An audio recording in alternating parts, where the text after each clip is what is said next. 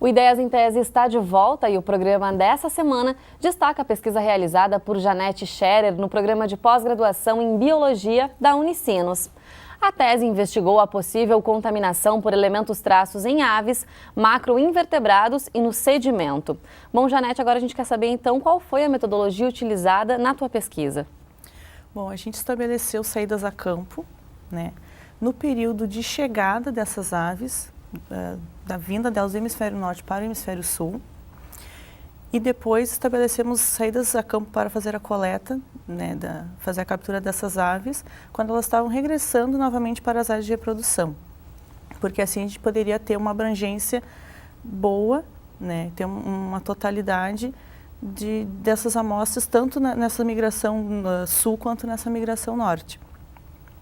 Então a gente foi para a Lagoa do Peixe, colocamos redes de neblina, né, para coletar essas aves, para fazer a captura dessas aves. Tendo essas aves em mãos, a gente ficou fazer toda a coleta do material biológico, né, porque até então, como nós estávamos inseridos também dentro de um outro projeto, a gente tinha que fazer a coleta de sangue, né, para fazer gripe aviária, a gente coletava ectoparasitos, a gente anilhava, fazia toda a parte de biometria e coletava as penas, porque daí essas penas depois seriam enviadas para a gente fazer a determinação dos elementos traços existentes ou não nessas penas, né. Também coletamos os macroinvertebrados, porque qual era a lógica?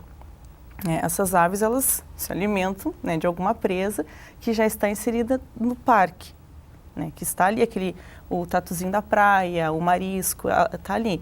Então, fazendo a coleta também desses macroinvertebrados e vendo se eles têm elementos traços ou não, a gente poderia determinar se está sendo bioacumulado. Fazendo a coleta do sedimento, onde então essas aves, né, toda uma cadeia, a gente poderia ter mais abrangente ainda se existe ou não essa contaminação, né, por elementos traços, né? Se os elementos traços que existem, que já existem na natureza, se tem percentual, mas se esse percentual estaria elevado, estaria afetando então a disponibilidade de presas e, consequentemente, as aves. E como é que você organizou essas idas a campo? Elas começaram já logo no primeiro ano do doutorado? Como foi? A gente entrou, eu digo o Ângelo e eu, né, porque a gente sempre está trabalhando Sempre sai uma junto. equipe também, né? Não é uma saída a campo que você faz sozinho. Não, e para a Lagoa do Peixe você tem que estar bem estruturado, porque lá não tem nada, né? Infelizmente o parque ele não dispõe ainda de uma estrutura para o pesquisador.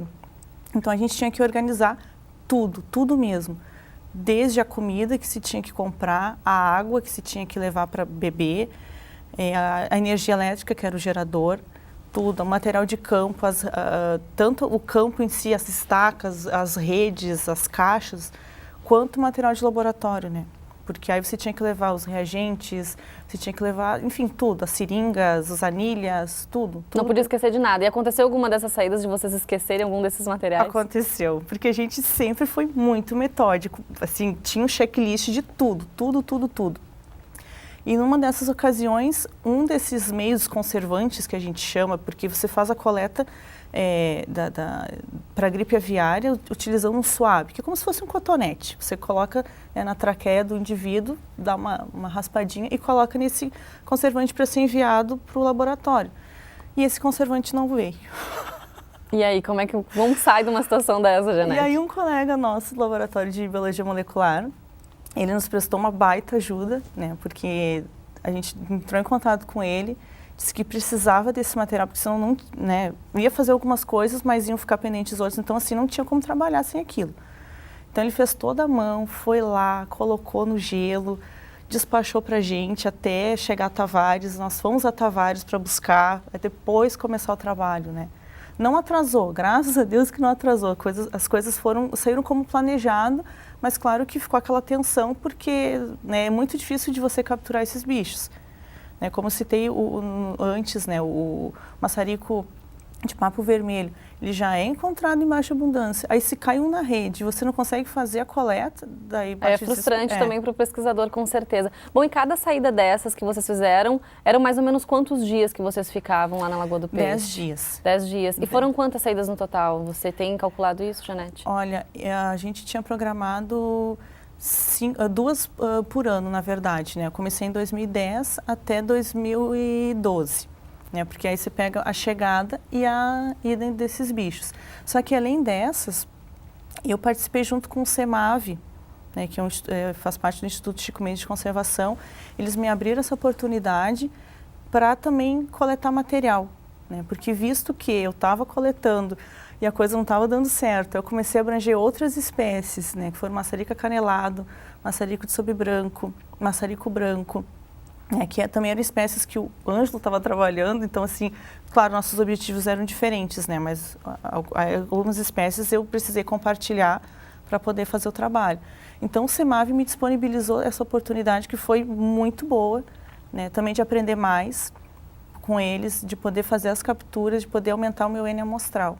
Também nesse período vocês entraram em contato com os moradores, ainda existem moradores na região? Existem, pescadores, enfim? Sim, existem assim, uns 3 ou 4, acredito eu agora, porque já faz algum tempo que eu não tenho ido para lá, que são os remanescentes, né? Porque os demais eles tiveram que sair, tiveram que ir embora, né? Porque o parque ele é uma unidade de conservação, né?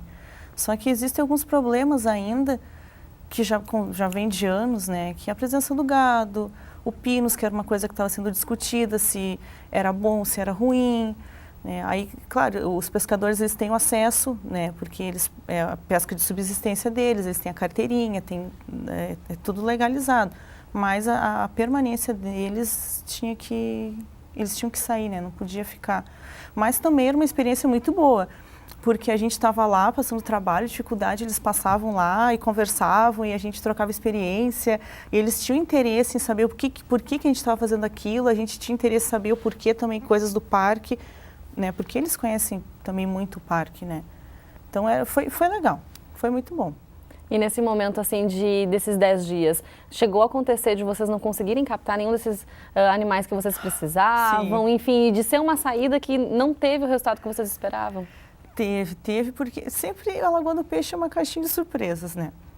Você chega lá com todo o gás, quer trabalhar, quer produzir, né? Só que você tem que também ver se a ave vai cair ou não na rede. Então, a primeira saída de campo, ela foi bem trabalhosa, porque era a primeira, então, né?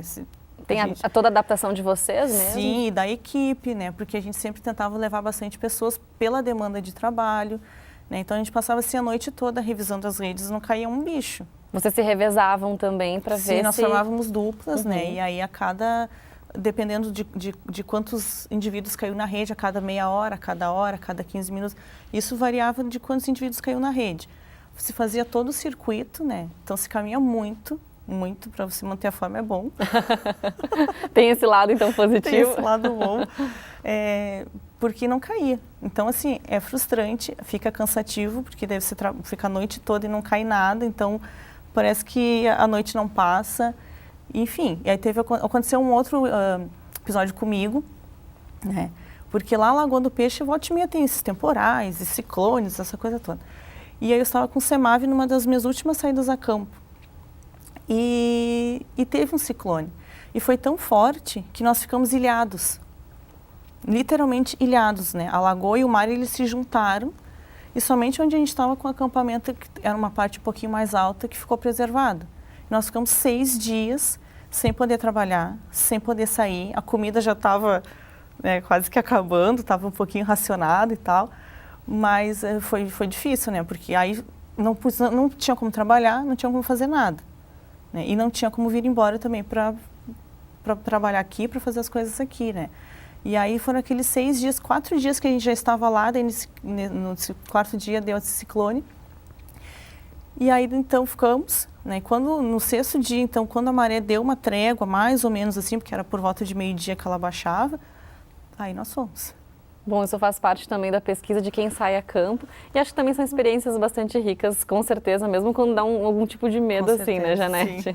Tá certo, então. Bom, no próximo bloco, Ideias em Tese traz os resultados da pesquisa realizada por Janete Scherer, nossa entrevistada de hoje. A gente já volta.